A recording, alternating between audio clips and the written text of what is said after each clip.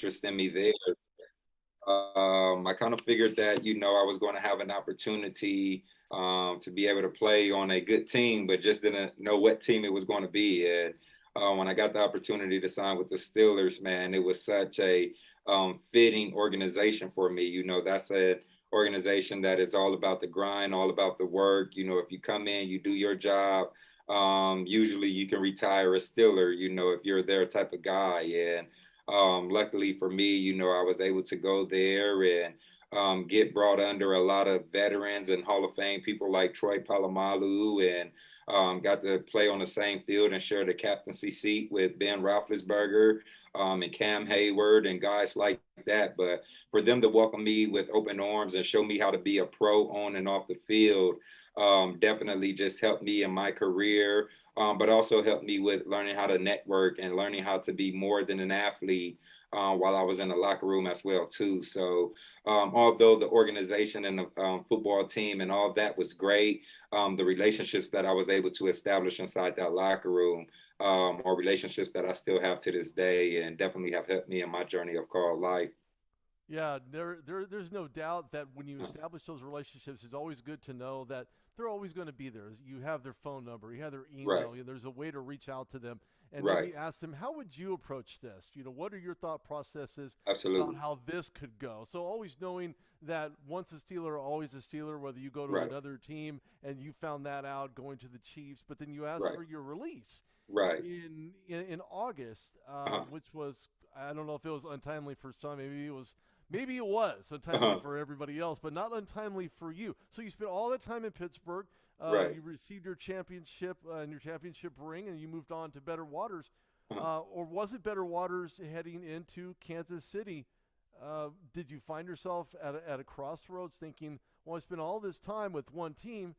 Now all of a sudden, I just don't feel it anymore. What was that like going from one team to another, and what led you to make the decision to retire? Yeah, well, first I just want to say that I never got a ring, even though you're giving me a ring. I wish I did, You play but like you did. yeah, I was definitely on a lot of great teams. I think I was able to play in two AFC North championships, and because of that guy Tom Brady, I never got to reach the Super Bowl. But I That think you guy. probably saw me taking a picture with the Super Bowl ring, and that was actually one of the Steelers owners that came out to visit the school. And he let me wear that ring. But when I was, going over with the Kansas City Chiefs, I was kind of at a spot in life where, football was cool. It was definitely an opportunity for me to fulfill a lifelong dream. But, with being with one organization and things are done a certain way, you learn to get adaptive to that way. And when I went to the Chiefs, things were different, although that coach over there is a Hall of Fame coach, and Andy Reid, and that organization is top tier as well. It just didn't feel like home for me. And not only did it feel like home, but I felt like my purpose in life was so much more than just being a football player. So then that's when it came to an opportunity for me to really make a decision on what I wanted to do with my life and where did I see myself being happy. I always believe that you got to do what makes you happy. And when football stopped making me happy, it was time for me to really find my passion and my purpose in life. And in order for me to do that, I had to step away from the game to really see what I really wanted to do or what I really wanted to be in life besides a sports player. And with football, it created so many avenues and so many opportunities for me outside of football, and really just wanted to explore and see what that looked like outside of the locker room and outside of the lines of the football field. And that's when I asked for my release, and went home and really thought about what my passion was. And just having that time to think and dwell and have that time to self-reflect, it really gave me the opportunity to see what my passion was in life. And ultimately, I felt like I made a great decision after asking for my release. Well, when you look at how colorful of a career that you had, Uh, despite going over to Kansas City, and uh, I personally don't find going to another team necessarily a bad thing because sometimes players need a new start. We've seen today Russell right, Wilson found better Right. pastures. He Right. was, traded with numerous number one picks as well Right. as some future picks to go play for the Denver Broncos, who had Right. not had a Hall of Fame quarterback since Peyton Manning. Right. Which now makes them a lot more relevant, and their odds to win the championship No have doubt. just jumped up 1,000 points. Wow. Get them in that Uh-huh. conversation. And a little Uh-huh. fun fact for you, Robert. We were talking a little bit offline how Uh-huh. Russell Wilson is the only player in NFL history to leave the team that he had beat, the Broncos, which is now the Right. team that he's playing for in the Super Right. Bowl, which is Right. completely mind blowing to me. I Yeah. never thought about that at all. Right, right. Well, it's going to be interesting to see that whole division now. I mean, it's competitive. You think about the Kansas City Chiefs with Patrick Mahomes. You think about the Denver Broncos with Russell Wilson. You think about Derek Carr with the Raiders. So that's going to be a real competitive conference now, our division. So really looking forward to seeing that. But when you think about the Broncos. As a whole, they had a good run game. They always had a good defense. And now you got a quarterback that's relevant since Peyton Manning. When they had Peyton Manning, they was in the Super Bowl. So now you got another quarterback that could take you to the promised land. I wouldn't sleep on the Broncos this upcoming season with that move that just was made with Russell Wilson, and I'm excited to see what he do over there for sure. Yeah, no doubt about that. I think Russell Wilson had won one. He's the only player to help lead them to their own only one Super Bowl appearance and win. More Right. importantly, George Patton decided to do something. He just went all in. This Yeah. was Yeah. kind of an all in situation for him, Right. where it was a boom or bust, and I really Uh-huh. think it was early on. I mean, he had made some other trades and such, but this was a bombshell. I don't think anybody's seen coming. This is off the left side, and Right. only after Aaron Rodgers, who's been a melodrama since Right. the onset, deciding whether or not he's Right. going to stay in Green Bay or not stay in Green Bay. Yeah. And then the unnecessary attention factor. I don't know. I'm really Right. desensitized about that. But Yeah. he decided to stay there, making $200 million. I think I don't think the numbers are right. Of course, he Uh-huh. keeps claiming that they aren't. But then again, you know how that goes. It's plausible Right. deniability for Right. someone like Aaron Rodgers saying, No "Oh, the doubt. numbers are wrong or the numbers are right," whatever the No case is. doubt. But now he stays in a little city in Green Bay, in Right. Wisconsin, entitled Green Bay. Right. Do you think this makes the Packers? I mean, they're 0-4 in postseason. Uh-huh. Do somehow Aaron Rodgers finds a way to actually get this done and lead them Yeah. to another Lombardi? Yeah, I mean, I think when you think about teams that's willing to go all in on their quarterbacks, they understand how close they are to, being able to compete for a championship. And when you think about the Denver Broncos situation, they feel like all they're missing is a quarterback. So you give up those picks and you give up those different draft picks to get that close to being able to compete for that position. And then when you think about A-Rod, I mean, he's one of the best quarterbacks, one of the best players to ever play the game, man. He showed that this past season. And although they haven't been able to get over that hump since their last Super Bowl, to have Super Bowl games, they're always in the conversations. They're always in the talks. They're always a top three team throughout the season. So I think that teams really understand that when you go all in on your quarterback, you're really just missing some other key pieces around them. And I think that when you're able to solidify that QB position and then build around the team to kind of make them more fitting to go out and compete for championships, organizations understand that. I mean, when you think about Ben Roethlisberger, you had a guy that's been inside one city for over 18 years, and they were able to build around him with the Antonio Browns and the draft picks and things of that nature to always keep the team relevant. So I think as long as you have a good quarterback at the helm, to really be a leader, to really be able to take the offense and go up there and put up points, you can build around that guy. And when you can build around that guy, you can be in the conversations to compete for championships for sure. Yeah, there's no doubt about that. I had interviewed Rod Woodson, another former Pittsburgh Steeler Hall of Famer. Right. I have to preface that by saying he's a Hall of Famer because he Uh-huh. is. He had stated that he was very disappointed he was not able to win a ring in Pittsburgh Uh-huh. because of one particular guy. Uh-huh. And so, do you feel the same way about Tom Brady as Rod does about that one particular player, in regards to not being able to get you to the promised land? He doesn't lose sleep on it. over it on the night. Do you Right. sleep over it either, or no? No, I don't. But I tell you what, when I was a player, I really disliked Tom Brady for no reason at all. I just didn't like the guy. And then once I retired and I got to be a fan of the NFL, and you see a guy that's been to 10 Super Bowls at the time and won six of them. I mean, you witness history. So I'm excited that I could say I got to play against the guy and that he threw a couple of touchdowns on me. Although it didn't work out in my favor, man, I witnessed a guy that we may never see come around again.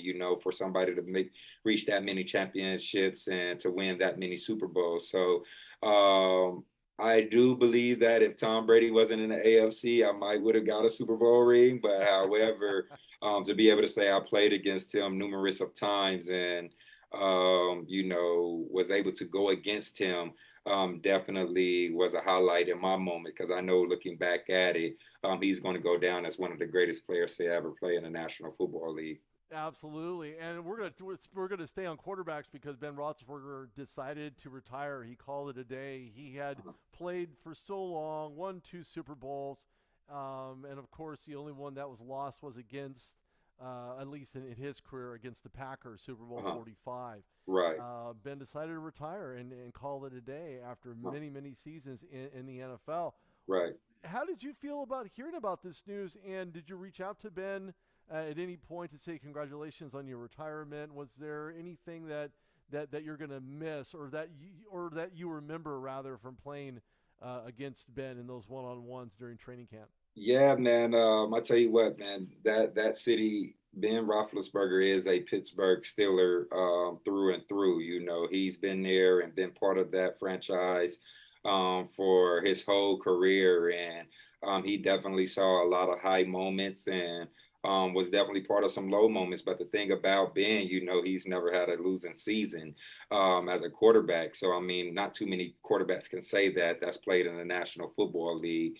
But one thing about Ben Roethlisberger, if he was on your team, you were going to be in the game. You were going to be in the fight. So definitely appreciated being on that team and being able to share that locker room with him.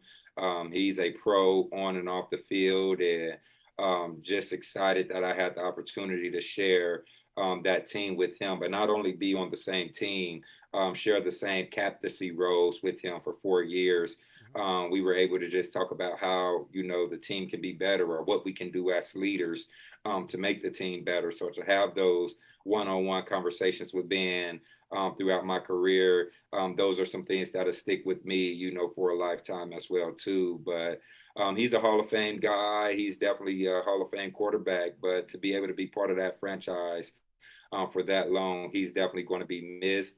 I was able to see him when they played in Minnesota on Thursday night football and got to talk to him there. And then I went and saw him again in the last playoff game versus the Kansas City Chiefs in Kansas City.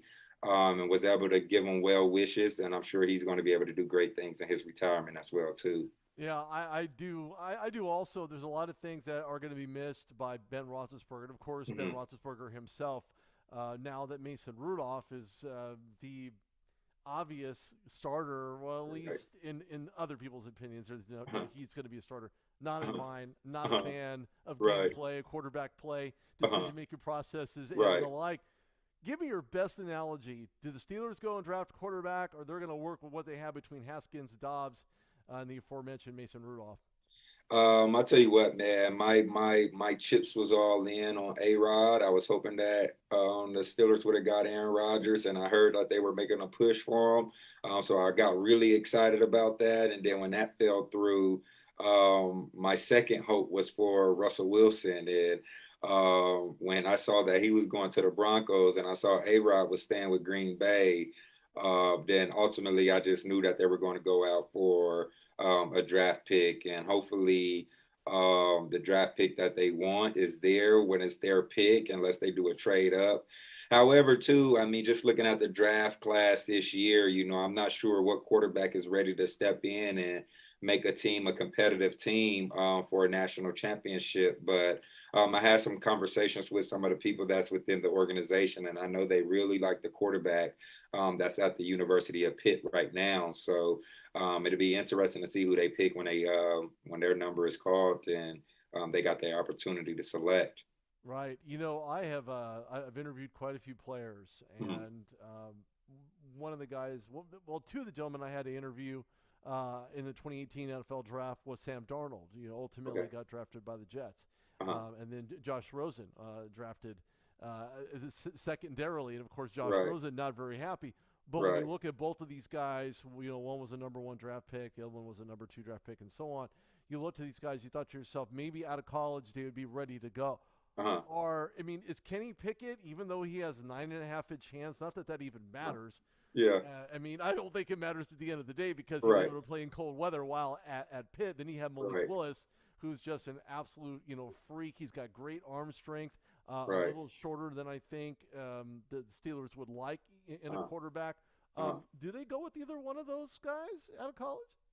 I don't know. I think that they do need a top, quarterback. But when you look at this draft class, as I mentioned, I don't really see somebody that's coming in to compete right away for that starting spot. So you would have hoped to see the Steelers, make that push for A Rod like they did, or make that push for Russell Wilson. But I think Jimmy G is still out there. I'm willing to see the Steelers go get a veteran, established guy and bring them in and draft a guy and develop a guy to replace that vet. But I'm not really confident in Mason Rudolph either. But who knows, if he do get the starting spot, maybe he surprises a lot of the Steeler Nation fans, which I'm hoping for. But I also would like to see an established veteran come inside the organization and take the team to the heights to reach, the championship levels that they're looking to get back to as well too. Sure. No, I completely agree with you because Uh, I look at Jimmy Garoppolo. He's played under Tom Brady.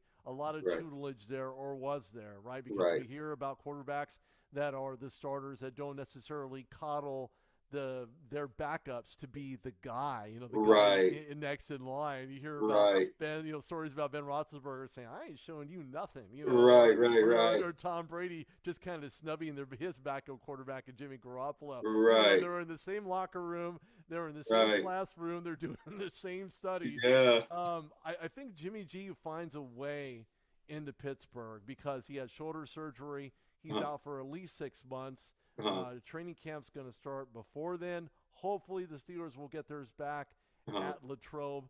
uh-huh. Last year, obviously, did not exist because of COVID, Right. and hopefully that is the case. Now, I was there in 2014, and I had a chance to see Troy Polamalu's very last Uh-huh, training camp, uh-huh, and then Antonio Brown's, I think, first or second training camp. uh-huh, Troy obviously was sitting on a helmet. He thought to himself, "Man, I've been there, done that. uh-huh, I need a break. I'm going to sit on my helmet and call it a uh-huh, day." Whereas Antonio Brown kept giving me weird looks uh-huh. on the other side, and I don't know what that was all about. I was just Yeah. taking his photo like I did everybody else, Uh-huh. and at that point, I was not a fan. I was trying to be objective, trying to figure out who Antonio Brown is, just like everybody else Right. was in the field. So do you see Mason Rudolph being the apparent starter? They have Haskins and they have Dobbs. Right. Are either one of those guys tradable to a point to maybe get something, maybe get the veteran, maybe Um, send them packing to San Francisco and grab Jimmy Garoppolo? Yeah, well, I mean, you think about Dwayne Haskins, that's a first round pick quarterback, with Mason Rudolph. I believe he was second or third round. So, I mean, they definitely have some up room to continue to grow. However, I would like to see, a Dwayne Haskins get a shot. That's a first round quarterback that did great things at University of Ohio State. So, to see him get that opportunity to go out there and ball out, man, I'll love to see that. Then obviously Josh Dobbs is who he is. If you put him in the game, he's going to be competitive. He's going to have some splash to his play. I think Mason Rudolph has a better understanding of the game than the both of them. I think he's able to read coverages a little bit more, but I don't think he's more athletic than the two. So I think if there was a competition between those three, Mason Rudolph will walk away as the starter, but as I mentioned, man, I'm hoping that we can go get a veteran guy to come in and compete. Somebody that then been there, done that. Jimmy G then obviously been to two Super Bowls and as a starter. And I think that if we were to go get him, man, the Steelers would still be competing for championships this upcoming year. But we shall see, man. But like I said, I'm not a fan of Mason Rudolph, but I don't want to write him off because if he come in and start and he take us to the Super Bowl, I'm gonna be his biggest fan. But if he go in and stink it up, he definitely be getting a tweet from me or something. Like, look, man, you got to play better, brother. No doubt. No doubt. I'm going to add him too. I'm sure he would accept your follow. I'm more than confident of that. This is Robert Golden joining me on the Rude Dog Show. This is Rudy Reyes.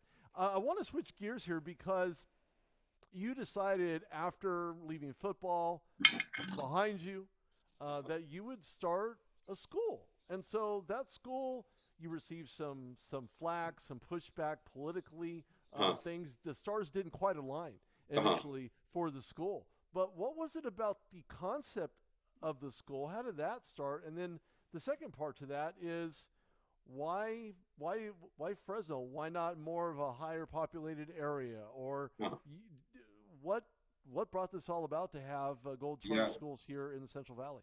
Yeah, absolutely. Well, Golden Charter Academy is the first CK through 8th environmental stewardship zoo school in the nation. And what makes us really unique is not only that our education is focused around environmental education, but we have a partnership with the Fresno Chaffee Zoo. So our students get to use the zoo grounds as part of their classroom every day. So imagine being a kid and getting to go to the zoo pretty much on a daily basis to use it as an extended laboratory of your classroom. I think that's what makes us really unique is that we're giving our children environmental education, but then we're also giving them environmental literacy, which is the knowledge that they need to know to be able to go out and impact our community for better. And I think that they're really excited about that. You know, the hands-on learning experience and an engaging aspect that our students is getting, you know, they're definitely benefiting from it. So that's what's really cool about us. But I think anytime you're trying to do something great or anytime you're doing something great, you're going to have haters.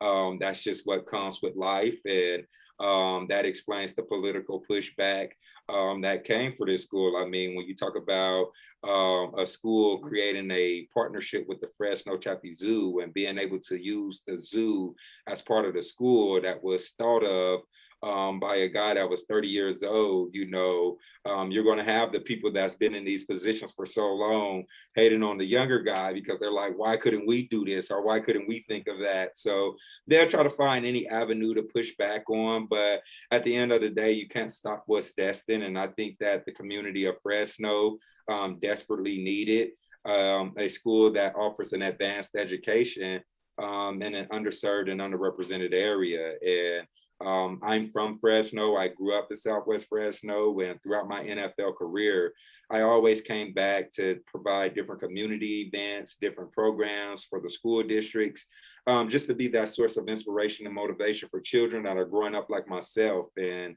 ultimately, when I figured out that I was done playing football, I knew that if I was to create a school that would give children the opportunity to succeed, not only academically, but in life, that will leave a lasting impression on my Fresno community. So that's how it kind of all came about. And I'm excited to be leading this work that we're doing right now, but it's just the beginning. And I believe that we're going to really be the beginning of community change as our students continue to grow with us. Sure. Education is a really huge, monumental, and foundational component to anyone. I mean, I'm 48 years old, and Right. I've been around for a while in life to understand that the educational component surrounding who we are is only lived through our children, the ones we give that information to, and able Right. to help give them those tools and available resources so that way they can further educate themselves on a level Right. they otherwise would not have been able to go to, albeit playing the NFL. Right. Maybe they want to be a part of agriculture. We know here in Yeah. the Central Valley that we need water probably more than any other part of the country, much less Right. California, Right. especially with gas prices now at $7 plus a gallon in Sunset, Right. which is insane. I'm glad I have a four-cylinder. Right. But when it comes to the other end of that spectrum, children that are very deprived, Uh-huh. humanistically speaking, from Uh-huh. not having the right environment to live in. Homeless is very rampant here Yes, in the Central Valley. absolutely. To give these kids, not only from an educational standpoint, but from a life Hmm. standpoint, to say, look, this is what you don't do. Hmm. Don't become the example. Set the example. And when Absolutely. you put that to them and giving them that much information, it enables them to actually do quite a few things. Empower them to Uh-huh. do better, Absolutely. and that would empower yourself, knowing that you can do better. And, Absolutely. and I think that that in of itself really speaks to what you're trying to accomplish there with some of the underprivileged kids. Maybe those Mhm. aren't. Maybe they're not always underprivileged. Maybe they Right. just need to learn skill sets. Maybe they need Absolutely. to refine their joint communication. Maybe their internal Absolutely. communication, and as well as external, building relationships, building a foundation, building their Right. own network, Right. Right. Right. which is completely remiss by a lot of organizations. Well, they're well educated. Well, that's great and wonderful, but Huh. how do they know how much that education applies to them unless they use it in real time?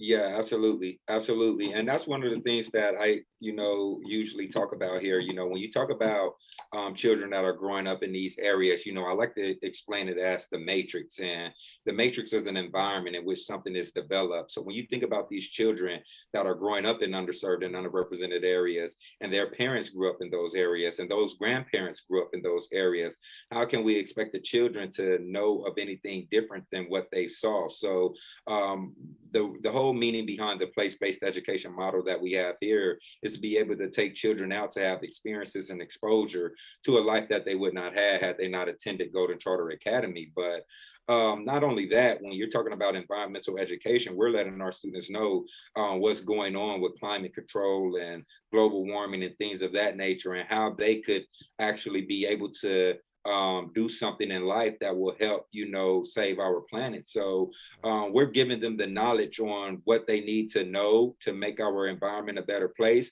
But then we also are setting the dates so that they can go make those changes. I know our kindergarten students, they planted over 100 milkweed plants in the Fresno community and right here on campus.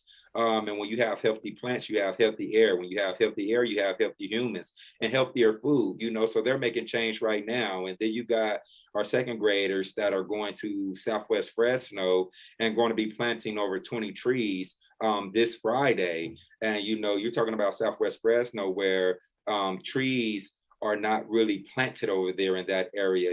So there's some equity involved with providing trees to a community that has been historically marginalized. So not only are we giving our children a world-class education and giving them the life lessons that they need to succeed in life, but we're giving them the dates to set to go actually make impact and make change in their communities and in our Fresno community right now, to let them know that they can be the change.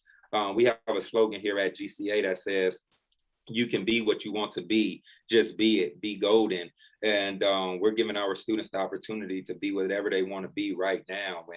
And that's what excites me about this school, is that our children get to see it, but not only do they get to see it, they get to be it as well too, right now. And that's what excites us about putting on this school that is the first of its kind in the nation.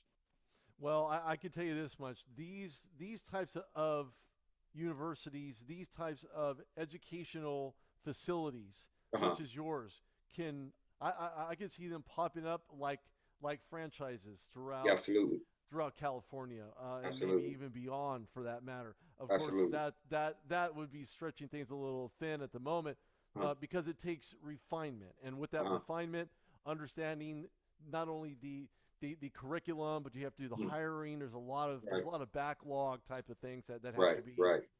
solved for. But more importantly, it's about the here and the now, and that's where the kids Absolutely. are acquiring the real time knowledge, make it Mhm. applicable to their Mhm. environment, so that Mhm. way they can be better, do better, and as you said, be golden. And I think that Absolutely. all the kids that attend your school are golden within their heart, their Absolutely. mind, and of Absolutely. just the overall decision making processes that have been instilled in them. Now it's time for them to act on them. Absolutely, absolutely, and we're giving them the opportunity right now to act on it.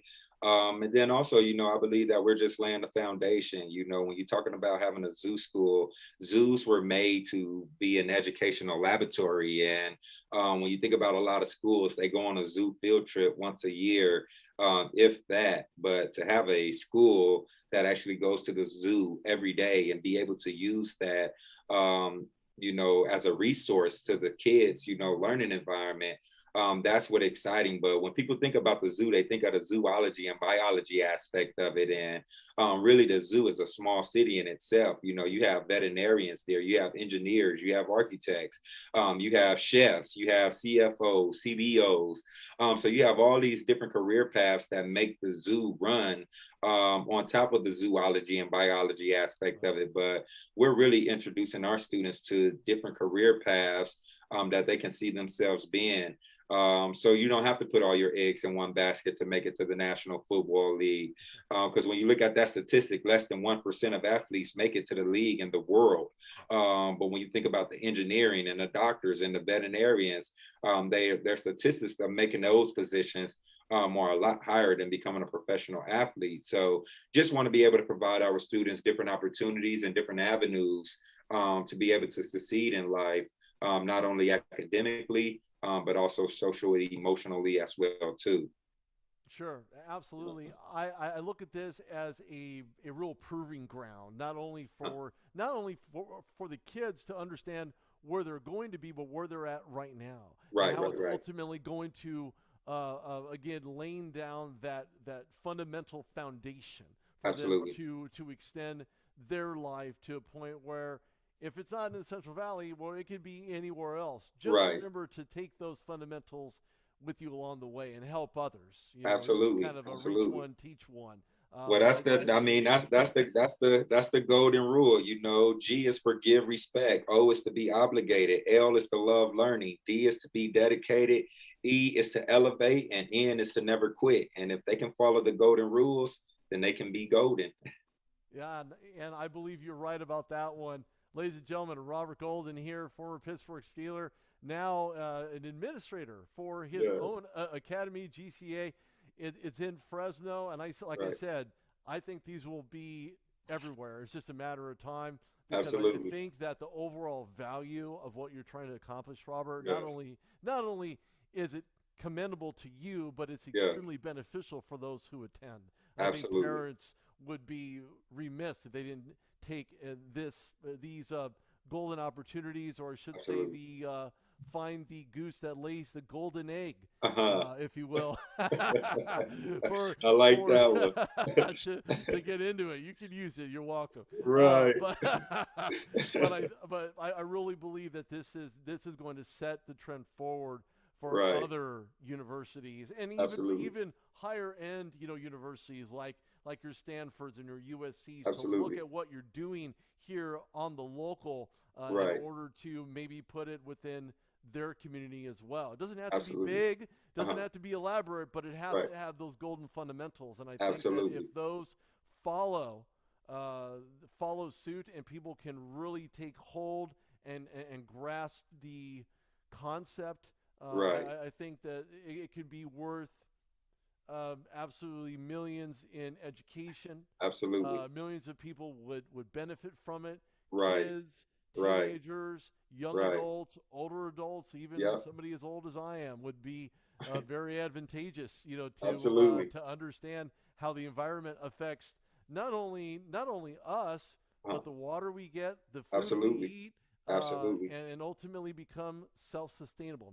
Absolutely. Maybe I'm too soon with that, but I still believe that No, could be the way to absolutely. go. Yeah, man. We're on the right track. I believe this is the trailblazing track for that. And the sky's the limit on where we can take it. And I'm definitely trying to take it there. But I'd say you got to do it one step at a time. And I want to make this one right here the best one yet, before I talk about expanding the model. But there's definitely been conversations regarding that. And I've been able to speak with other zoos in other cities and other states, about my model that I'm doing right now. So there's definitely interest out there, but I'm gonna continue laying the foundation here. And once we start building it out brick by brick, we'll be able to expand the model. That's for sure.